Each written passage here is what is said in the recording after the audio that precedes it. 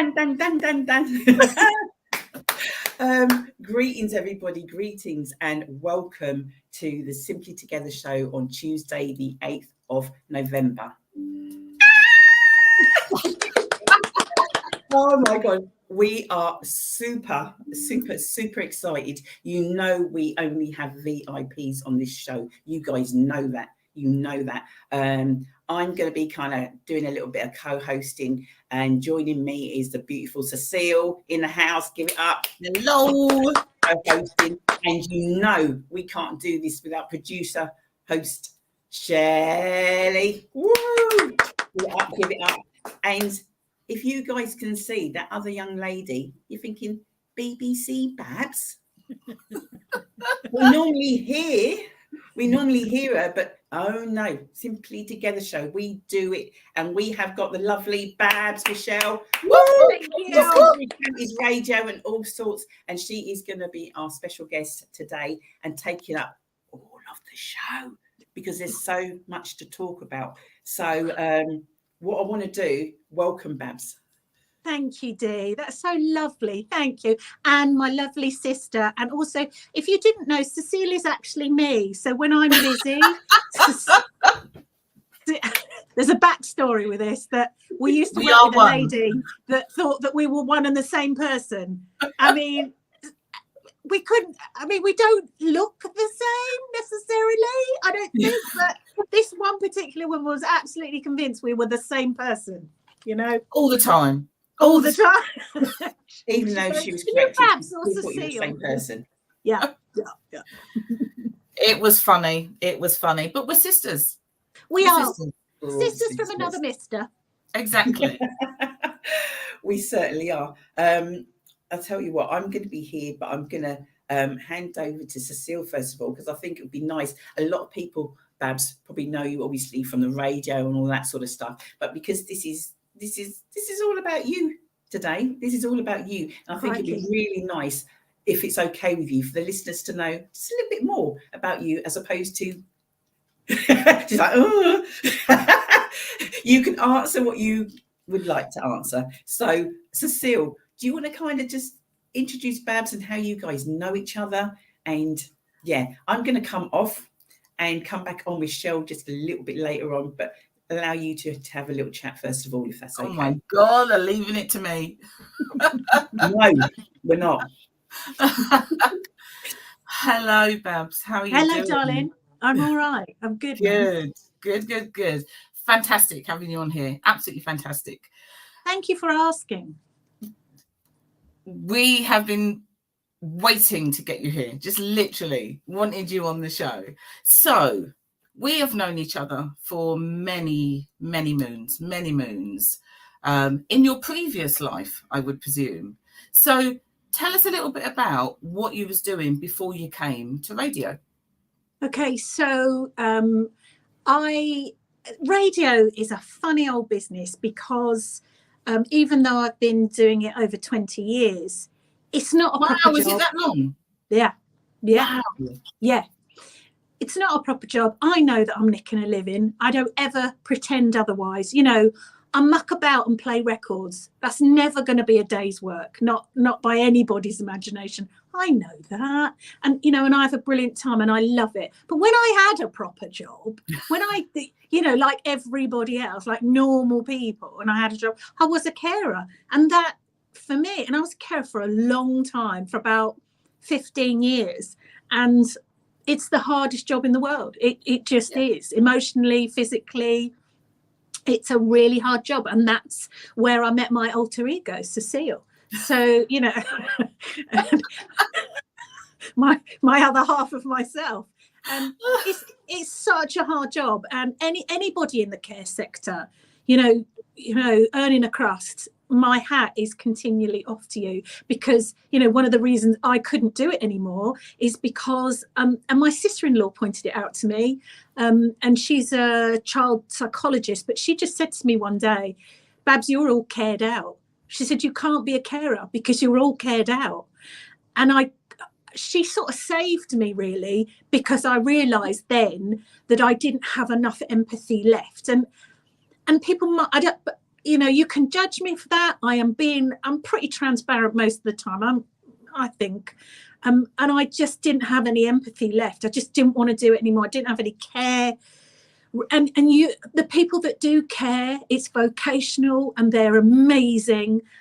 So yeah, power to. So that's what I did before radio. I think for maybe some of the viewers, they may not. When you say I was all cared out, I didn't have the empathy left. I fully get that. And I think if you're in that world, then they will also get it. Yeah. Because it kind of engulfs you and it can zap you and take all of your energy away. Until you get to that point where you just think, actually, I need out now. Yeah. I need out. So yeah, I get that. And also you went up the ranks and was a manager as well. Yeah. And that also takes never out. Again. Yeah. Never again. Yeah. I would never manage people again. It's and again, if you're in any kind of managerial role or you have to manage people, Christ, power to your elbow. I would never do it again, because I think my desperate need to be liked does not make me a manager, and not wanting to not be part of a gang or part of the little setup at work that you have, what I mean.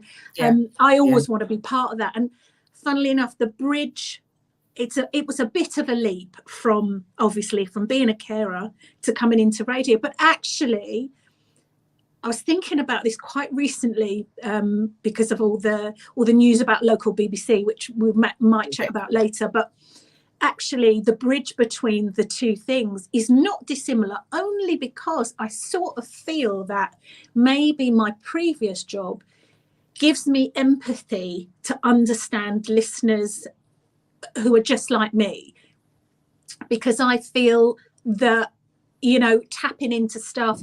I know being on air throughout the pandemic, most amazing experience of my life.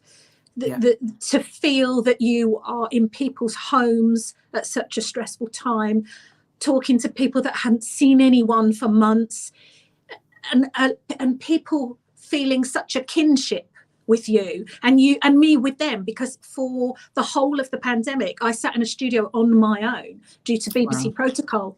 So being in a glass box on your own day after day after day after day, you ask yourself some big questions, and then you get messages from listeners and it feels like there's the world outside, and you find that actually the world's quite a small place. We all felt the same way, and we felt sad and scared and all of those things. Yeah. Deez asked, obviously working in the care field, did it affect did it impact your mental health? 100%. Yeah, 100%. I think that was one of the other reasons. I think that goes along with, I had a lot of guilt, because I just didn't have the same, when I knew it was time to go, I had loads of guilt because I didn't have the same amount of empathy, because the job was just too hard for me towards the end. I just didn't feel the same way. And of course I felt guilty about that. It wasn't that I didn't want to care for people. I think I'm not a monster, but I just didn't feel the same way. I just didn't. And I just thought, they deserve better than me. And they did. And I just thought, I know it's time to go. Yeah. I know that mine has taken maybe another 10 years after that, maybe 15 years after that. But I will not manage anybody ever again. I've done that and I cannot do that again. It's stressful. I do my counselling. I have a part-time counselling job and have been asked, do you want to step up now? No. Did my probation, did my review? Should we look at something? No. I will just come in, do those bits and go. Yeah. Not anymore. It takes a toll. Yes. Takes a toll. So much so. And I think, as I say, if I can, so the way I see my role now is companionship, is background music, It's a mate in the evening if you want that. I have a lot of, there's a lovely lady called Carla. I call her Barney because she's Carla Barningham. And she works in a residential unit, but she also has to, you know, go out and see other people. I have lots of carers who are doing, going to see elderly residents and stuff. They go and they do their care at home. So I'm in the car with them. So it's, I feel like I am, you know, riding, what is it you call it? Front seat, like, not gunshot, what's it called? You know what I mean? When you're in the front, coattails or something like that. Yeah, no, when you're in the front with someone in the car and you're riding sort of like as a side passenger. Yes, shotgun, riding shotgun. That's what I'm trying to say. I have been up since 4 o'clock. So I feel like I am there and keeping people company if they want it. People come to the show, on my evening shows in particular, when they're sort of disengaged with telly and don't want all the bad news that there is. And so they're sitting quietly crafting, or they're just having a quiet drink, or they've just got the radio on and doing a bit of evening work. And I'm there, you know, mucking about in the background, playing tunes and just being a mate, really. Fantastic. How did you go then from working within the care sector to being on the radio? Yeah, I think it was a bit of, well, I know it was a bit of a leap. So when I was a carer, driving to and from work and in my car, I've always liked the medium of radio, always liked it. And it occurred to me when I knew that it was time to go, I thought, well, what skills have I got? So I looked at my skill set and I thought, I've got pretty good admin skills. I must have some people skills. Those are transferable skills. And it was a real like lightning flash and a light bulb moment. I was driving home from Ampthill and I nearly got into Bedford. I was listening to the radio and I thought, they must have admin jobs in a radio station. I bet it's a right laugh to work in a radio station. And that was it. And so I sort of thought about it, and with me, things ruminate for a bit. And then I think, right, okay. And a bit like I sort of see things in my head and I think, right, okay, so how would I get from here to there? I wonder what the process is. I thought, well, I have to gather information. So I wrote loads of letters to the manager of Chiltern Radio. And I said, look, I don't want you to pay me. I've got a job. And that's always a good start because they think, well, what do you want? It's like, I just want to understand how radio works, because I see that, like any job, there's a front of house in this sort of triangle, this pyramid. There'll be someone at the top, which is the presenter. Then underneath will be the producers. And then underneath that, there must be admin people that do admin. He said to me, and he didn't answer me for ages. And then I started to ring him. So I became a bit like a stalker. And then he just answered the phone randomly and he goes, are you going to stop writing letters to me? And I said, well, if you weren't so rude, could you just tell me what it is that I want to know? He invited me in for a coffee. And that's pretty much how it started. On the day that I went in, he had no one to hand out leaflets in the Arndale Centre. So they used to have these Chiltern Angels or Heart Angels and the Thunder Crew. Do you remember? They used to drive around in big black Fronteras. He had no one to do it that day.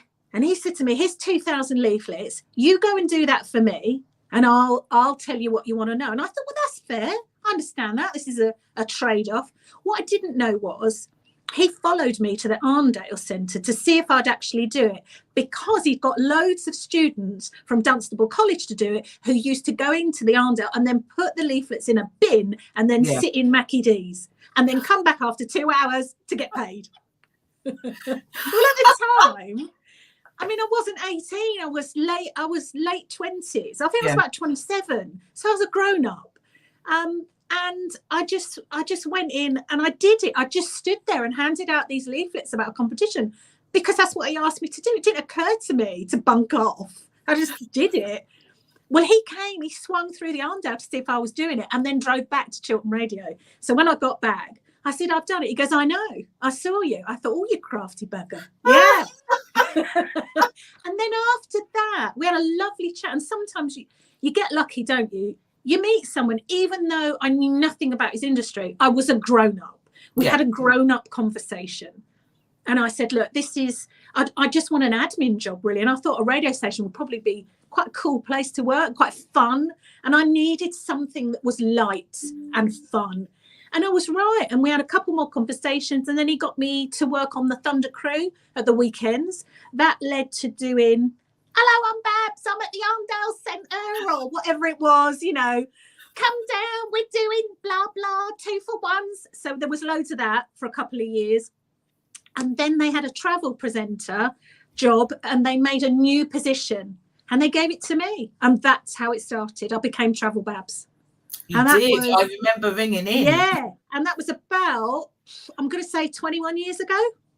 Wow. Yeah. Wow. Yeah. So that's how I made the leap.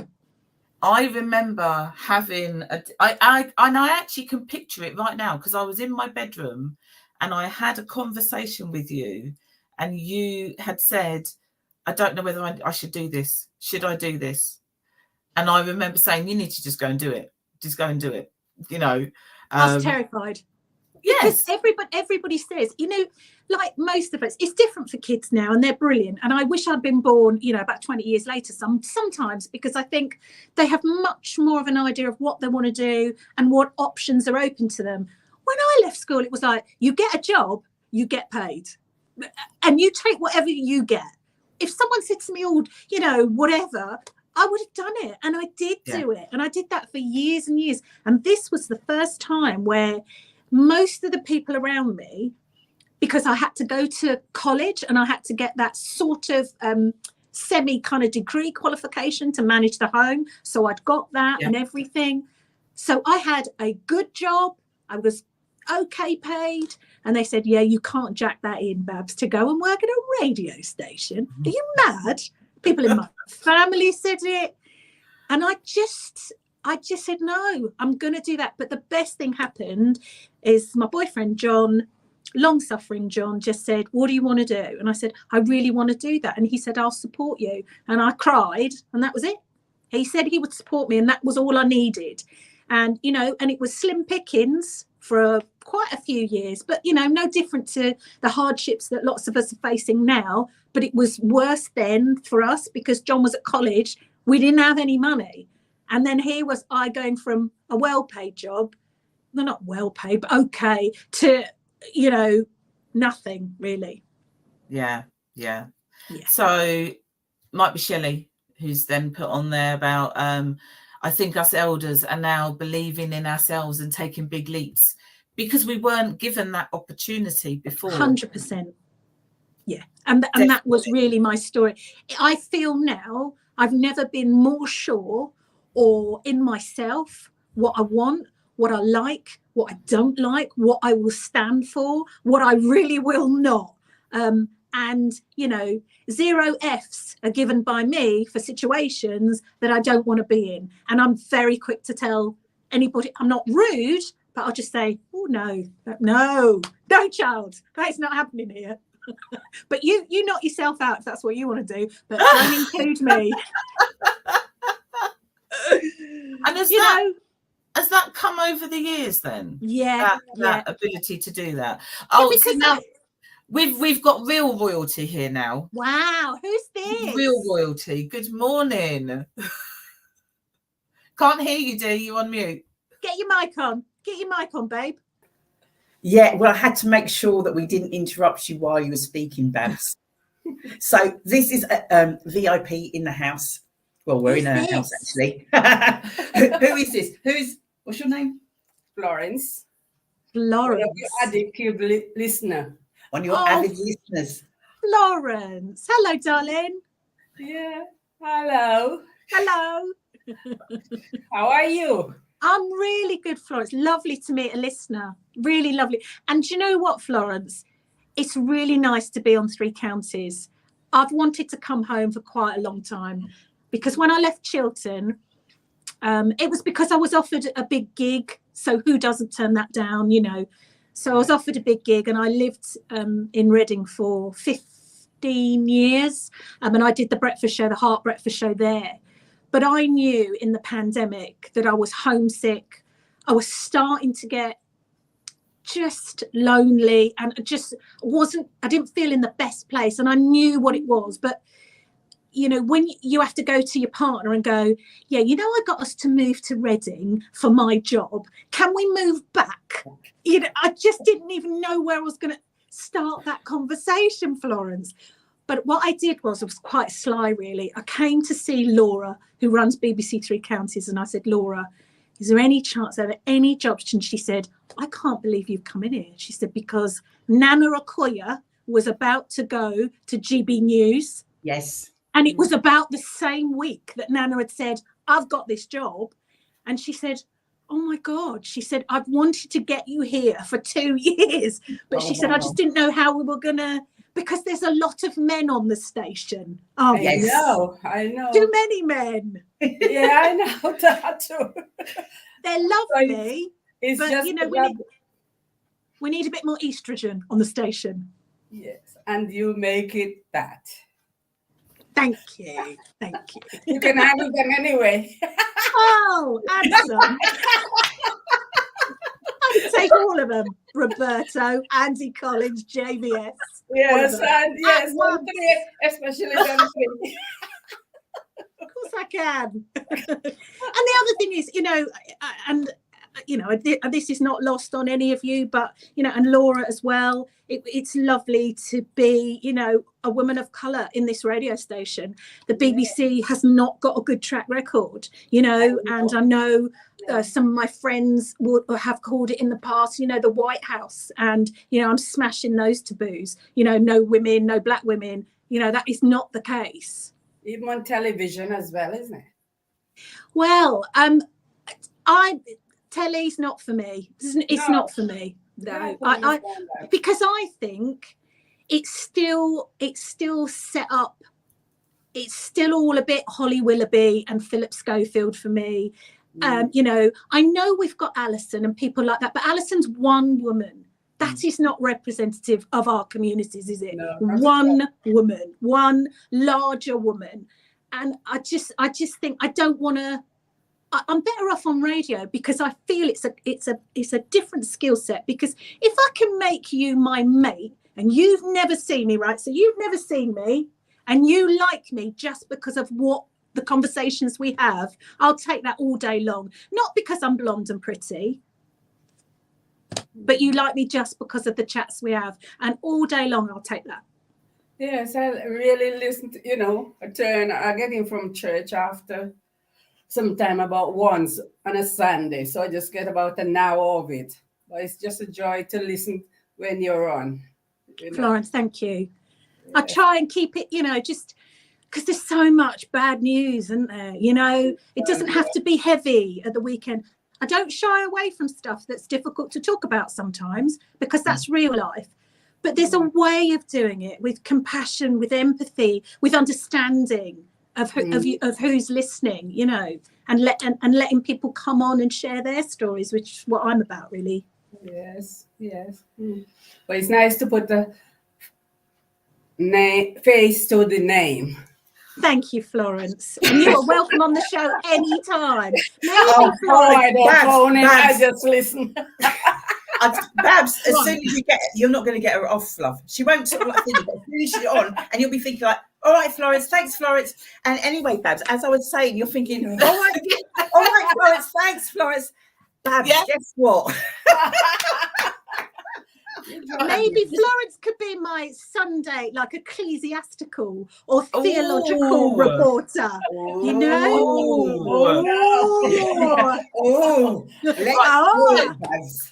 So she's most probably, so Florence is going to sit there and say, no, I can't do that. No, I can't do that. So all the events that we do, and Florence comes along, and we get her to say something, she'll say, no, and then she gets up, and then she's on a roll. What else can I do? Every time.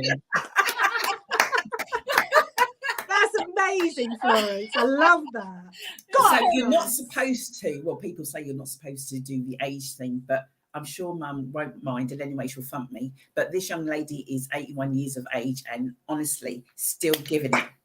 I know about see. Still. So, yeah, we want to thank you, Mum. What a woman. for you. Sophia Beautiful. knows, love. She knows that you're not Babs. That was for Babs. I know that's not for me. I know that's not for me. It's not for you, Cecile. You back off. Not for me. Tell her, Babs. Tell her. Can you feel the love tonight? Oh my gosh. So has Florence got anything to ask Babs? Have you got a question for Babs? What do you want to know? Ask me. Can you ask me? Are you from the Caribbean? No, I'm not. My parents are Mauritian, Florence. Oh. Yeah. I wouldn't think that. You wouldn't? No. Oh, okay.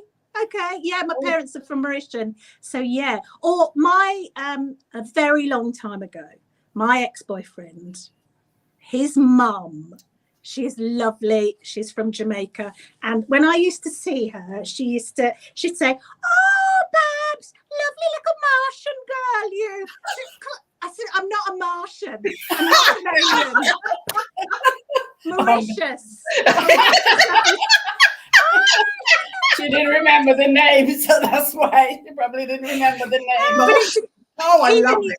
All these years later, I'm still tickled by that she called me a Martian. Oh my gosh, that's absolutely brilliant.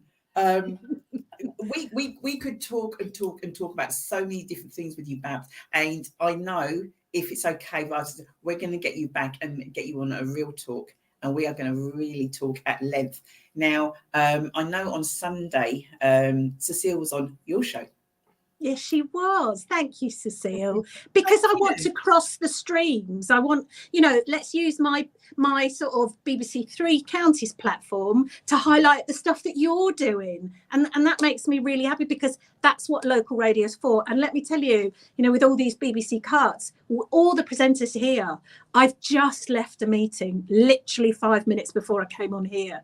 We are fighting like there is no tomorrow for the future of BBC Three Counties because it's a really tough time, man. Going forward, as it stands at this point, there are no local shows after 2:00 in 6 months' time. What? Yeah. And that's in the public domain. That's out there. It's already out there. Everybody knows that. So, how does that affect? Well, there's no evening shows and there's no Roberto. So there's no me, there's no Roberto. So there's no evening shows. What is being proposed is a regional show covering 6 counties. Yeah, 6 counties. And, we're sort of going forward. We want to try and find out how does that then become local? How is that local? They're talking about modelling it on the same way as Look East. So when you watch your local telly at night and you see the big graphics and it will say Suffolk, Cambridge, Norfolk, Yeah.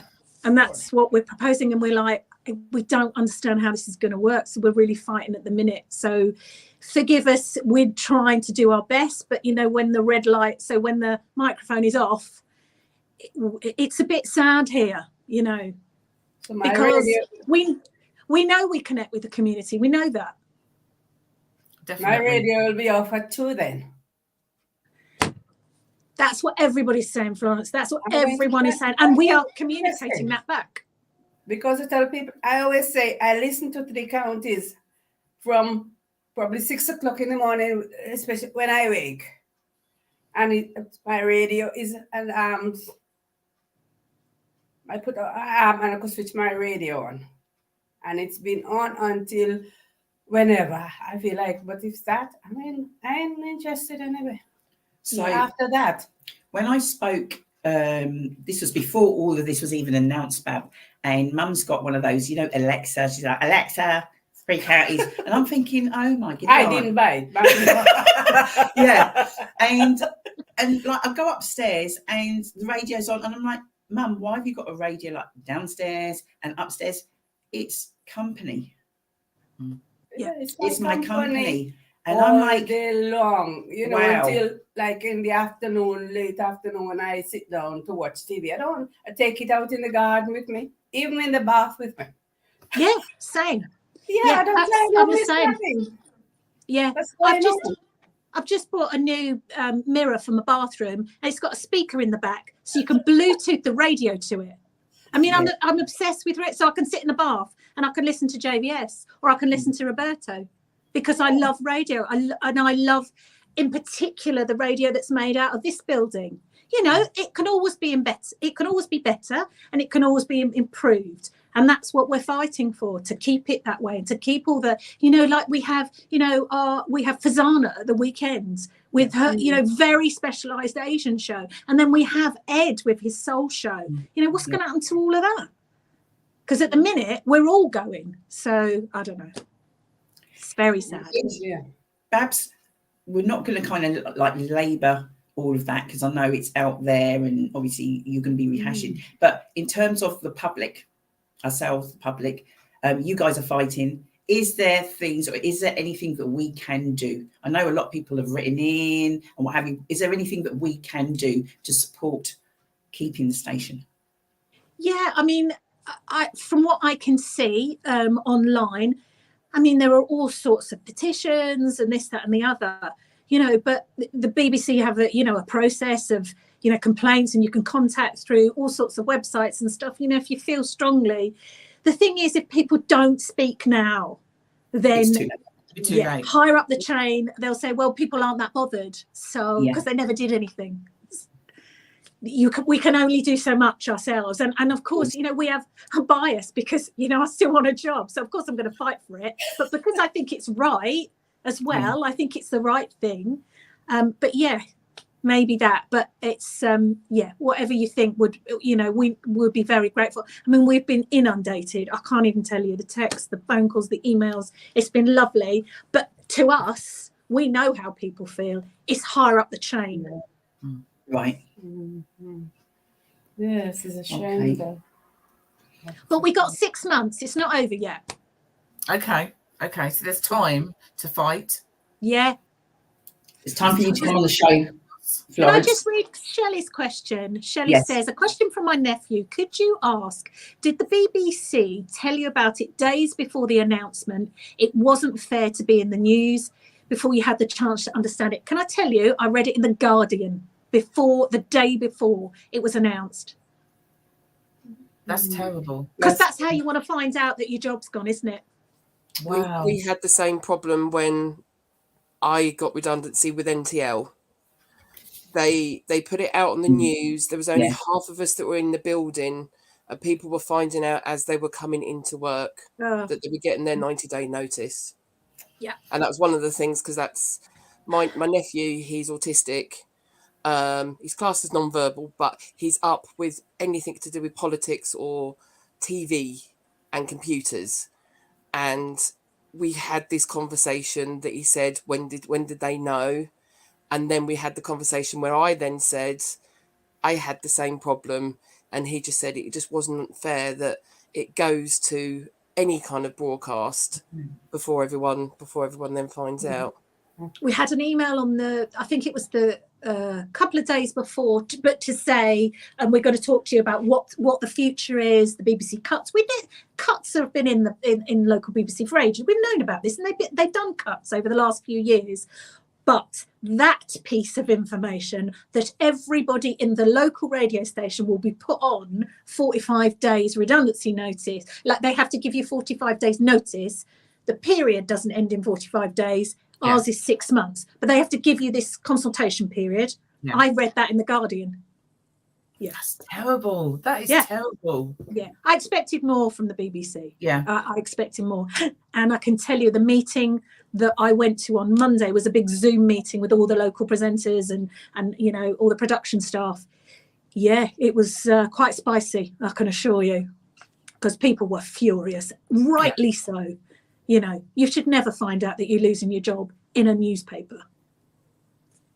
It's disgusting. It is absolutely disgusting. Yeah. And now they're falling over themselves. We're having Zoom meetings every day. We're having meetings, people appearing from wherever every day. This is now. I've just left one. So, and there were lots of searching questions in that as well. And they were saying, you know, decisions that have been made are quite fluid. So this is the time for all of the BBC family, and that means you and us, to kind of make your feelings known, because if we're ever going to change course or direction, there is a chance we can do it now if people speak up. So that's what we were doing. You're on mute. Oh, they're tired of 3 counties getting all them rewards every year. Yeah, preach it, Florence. Yes.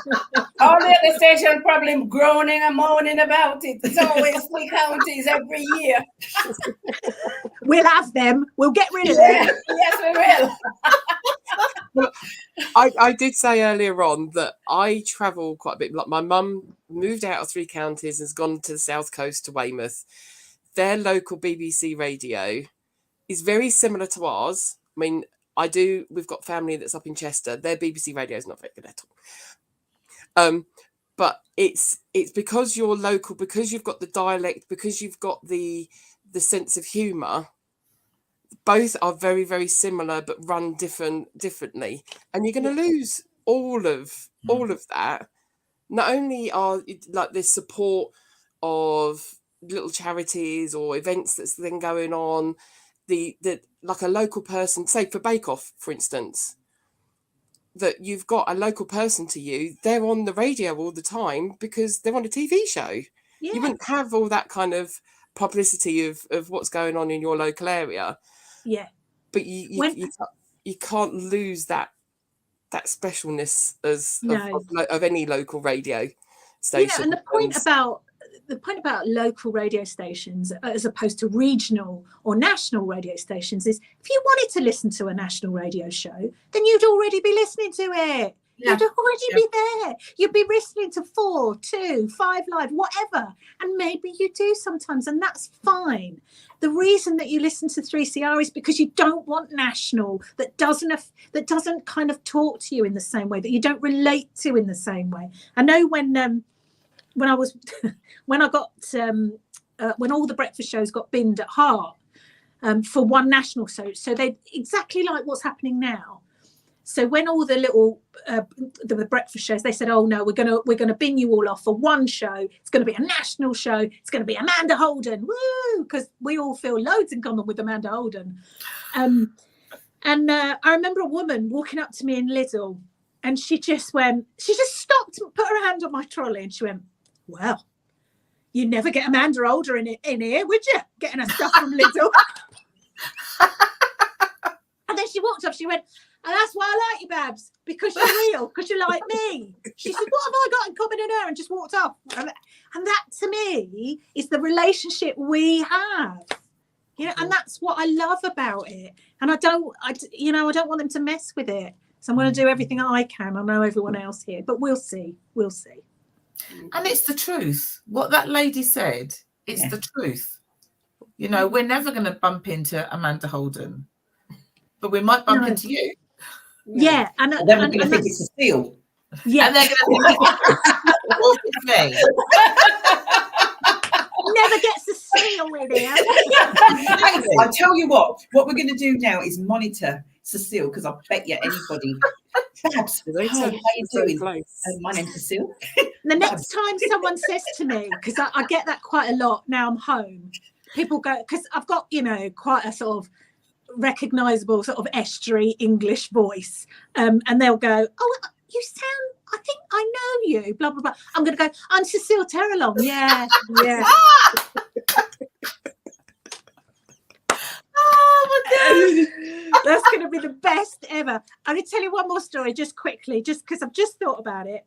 When I was doing the Luton Carnival once, we were on a float, and I was doing Carnival, and it made me cry because the float stopped. And this is why being home and being at 3 counties is where I wanted to work for about 15 years.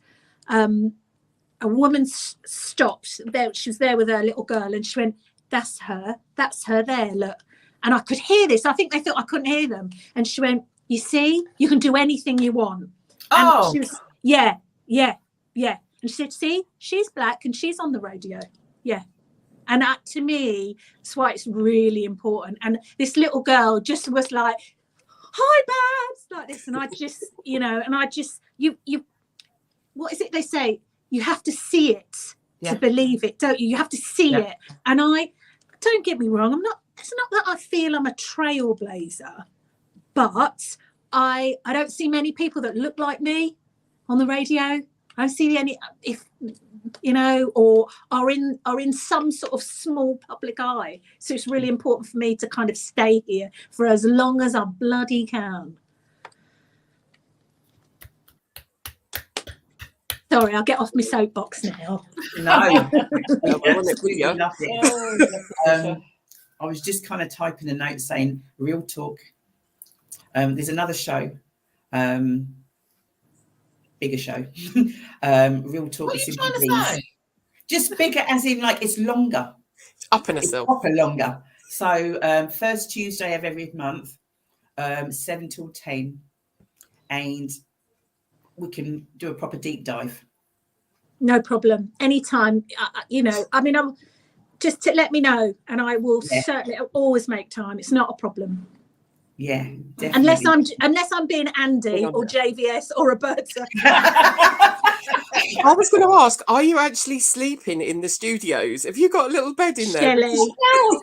So when my boss came to me about 2 weeks ago, she went, Babs, sit down a minute. I want to go through something with you. I was like, yeah, blah, blah, blah, blah, blah, blah. What is it? And she said, do you think you could do 3 weeks of Andy, have a couple of days off, do a week of Roberto, have a couple of days off, and then do 10 days for JVS? So start on the 4th of November and finish on the 2nd of January. I went, what? I said, you want me to work straight through for 2 months? She went, yeah, I'm going to give you some days off. I'm not going to kill you. She said, but yeah, I just want you to be either breakfast, mid-morning or drive. And I said, you know, it's such a privilege to be asked, because they're not easy shows to cover, because they're massive presenters, and it's tough, man. You know, especially sometimes some of the topics you have to cover, it's tough, it's hard. So I just said, yeah, brilliant. So I'm hoping that the powers that be further up and higher up the chain will go, man alive, she's flexible. Yeah. See what I did there? Yeah. This is not the time to say no to stuff. Even if you think, you know, I'm knackered, I'm 54, I'm perimenopausal, I do, you know, I just this. I've decided that this little studio that you can see here, no one comes in here, not very often. I thought I might put a little camp bed in here and a blanket. So you go sleep. Yeah. Sleep in here. Oh my gosh. Can I say something? Yeah. They are not missing when you're on. You don't miss them. Mum doesn't those miss that them. you're standing for. I don't miss them. I'm so glad yesterday morning, because I came in Sunday afternoon from America, and first thing, madam, I said, what is she doing on here? I asked myself the same question, Florence. I woke up about 6 o'clock. I turned away. What is she doing? What happened to her? I thought they got rid of him. You know what? I've been in the BBC since 2019. I started at 3CR in October of last year. I did a few bits of cover in the summer, but my official contract started in October last year. It took, when I did the first bits of cover, oh my God, the messages, the hate that I got. I think JVS's listeners were the worst. They were absolutely just disgusting, really awful. Wow. And then you realise how passionate people feel and what the relationship is. And then I remember I on JVS's show and on my own show, and I said, right, I'm going to just talk to you as a human being, to one person to another. JVS has to have a holiday. Andy has to have a holiday. Roberto has to have a holiday. You wouldn't deny them that, right? Okay. So what do you think is going to happen when they have a holiday? We'll just have silence. Okay, no. So someone has to press the button. Now, I've got 20 years experience. If that's not enough experience for you, I don't know what it is. You may not like me because I'm so different to Andy, to JVS, to Roberto, but I'm going to deliver the same content just in a different way. So You don't have to hate me for that. Maybe you have to endure it for 2 weeks, but you don't have to hate me and send me hate mail and be ridiculous, because that is ridiculous. You know, this is not, you're not 12. We're not in the playgrounds. And after that, because JVS has got a JVS fan club on Twitter, and his team said to me, don't look at it. And this went on for quite a long time. Yeah. And I mean, I'm just like this little person. You imagine celebrities, you know, the crap they get. So this was happening to me. And of course, you're confident. I didn't look, because they said, don't look at it. It's awful. The last time I covered for JVS, a couple of months back, the head producer for the show, she went, I can't believe it, Babs. You finally won them over. She said, because they called them the JVS hate club, you know, for anyone else that's not JVS. And she said, don't get me wrong, they're not in love with you. She said, but like they are JVS. She said, but you know what? She said, someone started a thread and said, actually, Babs is okay. She's warm. She's friendly. She's okay. She's not, you know, we don't have to hate her. She's okay. So when JVS is here, she's okay. And as a compliment, that's as good as it's going to get for me. So, you know, it's weird, isn't it? Yeah. I'm lost for words. I am literally lost for words. And Deez put, can't wait to get you on the Real Talk show, because that's in the evening. You're going to get plenty of time and you can just let it out. Share it. Amen. Sorry. No, she's gone to church. Amen. Sorry, I've wanged on and on. Sorry. No, you haven't. You haven't. It's been absolutely fantastic. I hope it's been a little sort of peek behind the BBC curtain about what it's like to do this job, you know.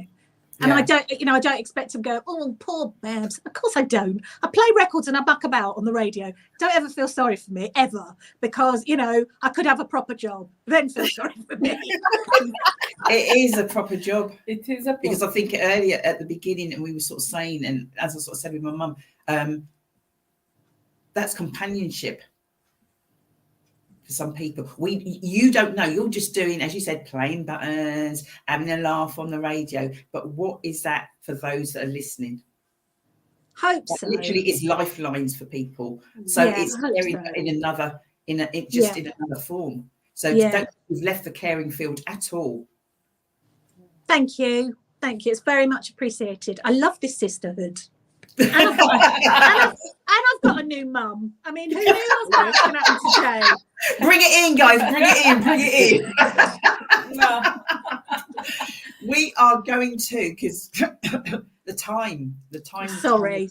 I did say, don't apologise. I did say 30 minutes ish. Yes. So we kind of do what we do. Before we round up, Babs, honestly, because we need to be informed. If there's things that you want to get out there, it doesn't matter whether it's to do with the radio or something else. This is what this show, this platform is for. So please, if you come across people and you think, oh, contact us, we'll get them to contact us, and we'll certainly have them on the show. This is every Tuesday. The show is every Tuesday live, Facebook and YouTube. We go out, and then we have the Real Talk, and that is the first Tuesday of every month. But before we go off, I would just like to sort of say to the guys, when I say I'm going to get Shelley. We have got so much going on in the before the end of the year. I'll just say the major thing first of all, please. International Men's. Please, if you get the opportunity, Babs, to like come down and just get a little field taster of the day and bring the when men. Is it? It's the 26th of November, Saturday, the 26th of November. It is 10:30 till 5. So you don't have to be there for the whole event, but we've got exhibitors, we've got service providers, we've got those that have got their own businesses. We're talking men. We're also talking, because apparently men don't talk. Apparently, but this is the seventh year of this event. So I can't even put into words how powerful it is. We've got Ricky Hill, who's going to open up the event for us. We've got my son, Jordan, and another young man, Wes, who are going to be hosting the event. We've got Jordan Thomas. What does Jordan do? Taekwondo. He's an Olympian. He's an Olympian. Yes, he is. He certainly is. Luton born and bred. And he will be there, and he's going to be sharing some of his journey. And it really is, we're talking, if I was to say light and fluffy, you're like, okay. But when we're talking about mental health, when we're talking about the male statistics in terms of like suicide and just the whole range of how it is for men, and they're going to be sharing their personal journeys that some of them have not even shared with their partners. That's how powerful 100%. this is. And so well, might be nice, Dee and Cecil and Florence, you're very welcome, and Shelley. Why don't you come in? I'm trying to think. Maybe, so it's the 26th of November. I can't look in my phone, can I? Because I need to look at my calendar. I can't swipe. When we finish, I will look in and I will give you some opportunities, because I'm still doing my weekend shows because they're really important to me.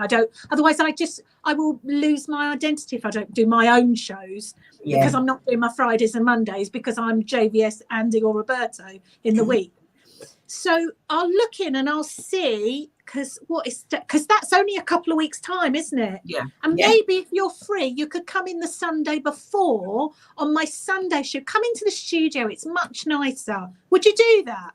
Of course. Well, let's do that then. Let's do that. Let me just make sure it's not, they haven't given me the day off or something, but I will. So who shall I send it? Should I send it to you, Cess? Yeah, that's fine. Yeah. I'll send you the dates and say, look, and come in and let's have a proper chinwag in the studio. Yes, definitely. Fantastic. Let's do that. Excellent. Shell, do you want to just, I don't know how you're going to do it. But yeah, I've got tickers for most bits. if everyone was to look on our Facebook page or our Instagram page, I did a post of our calendar between now and the end of the year, and tis a bit full. Is it? So on the lead up to International Men's Day, we've got the Real Talk show on. We changed that. We decided not to do it at the beginning of the month. We're going to do it on the 15th. So we're going to have some of the guys that are going to be talking. So they do that. Dee's going to do her special show. This is all going to be in the wrong order now because I'm going to go down my list. Life in the Lockdown, our community Zoom that we started right at the beginning of lockdown, that we did it weekly and then fortnightly and now monthly. It's this week. It's on Thursday night. Nothing's booked or planned as far as I know. We just get together and have a chat. I know there's a few of us that have got people that have gone into hospital and things like that. So if they've got time, come and have a chat and just general madness, really, as per usual. Coming up on Sunday, Stockwood Park, we've got our two stalls that come up at the food fair, or the craft and foodie fair. Myself as Shelley Scrumptious, and Dee as in Dee, and anyone that's in our group that's got small business bits. I think we've got Trish there with some of her sewing bits. We've got there's some personalised bits as well. I can't remember who else has then got the stall with us, but there'll be the two of us up there. And it's the last two before Christmas. So this one, I've got my mental health mates walk on the 20th. It is a night after we've going out the night before, so I don't know what kind of state I'm going to be in. I think I will need a little walk. Mental Health Mates, if for those that don't know, it's a national charity, local walkers, so there's about 120 groups, and it's purely just to get you out of the house and into nature. It is not a keep fit thing. It is not, we're going to go for so many miles. It's literally just coming out with like-minded people. If you want to talk, you can. If you don't want to talk, you don't need to. It's just a peer-to-peer, just having a walk out in nature. We're at Birmingham Park, so even if the weather's a bit bad, you've actually then got hard standing all the way around. So if you have got a buggy or if you are in a wheelchair, it's accessible for you that way as well. What we do say is no children, because it depending on it being mental health, you just don't know who you're going to actually be speaking to or about. I think that's the major ones, Dee. Did I miss off anything really kind of major? I don't think I did. Nah. That's why they need to be following us. That's why they need to follow us. Yeah. And then they know everything that's going on. So keep me in the loop. Now I'm in the loop. Now I'm in your inner circle. Now you've let me in. Game over now, Babs. Game over. Game over. Now you've allowed me in. We've got you in. That's it. Dee's got this way of being like Velcro. Once you're there once, you can't get out. You ain't going nowhere. Guys, we're going to need to wrap up. Babs, thank you so much. Honestly, thank you so much for taking the time out, coming on the show and sharing. You shared more than I thought you were going to share, which is, that's why, real talk, we're going to get you on and we're going to have a proper chat. Okay. Proper chat. I look forward to coming into the studio with the VIP. You, Florence. Who's that? You know those ones. Who's that? You want to say goodbye to the masses, because we're talking. I believe Shell last count it was like 900. How many did we have? 999,000 viewers. We're just looking for that one to push us to the million. Come on, guys. Come on. So what do you want to say to all those people out there, love? Short and sweet, we've got to go. I didn't plan anything. There's nothing to say. Think before I speak. I might say something I don't want to say. You just say goodbye. Hey, goodbye, all. Have a good day. God bless you all. Oh wow. What? I mean, to be honest, I'm not really interested in you lot coming in. I just want Florence to come in. We know, Babs. We know where we stand when it comes to Florence. We know. I've got a new mum. I'm so happy. Can you make sure, Florence, make sure you go, oh, Babs, my lovely little Martian.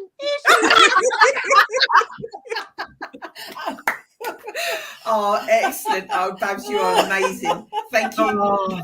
Seriously, thank you so much. So from Florence and me and producer and everything else, Shelley and the lovely Cecile and Babs, once again, thank you so much.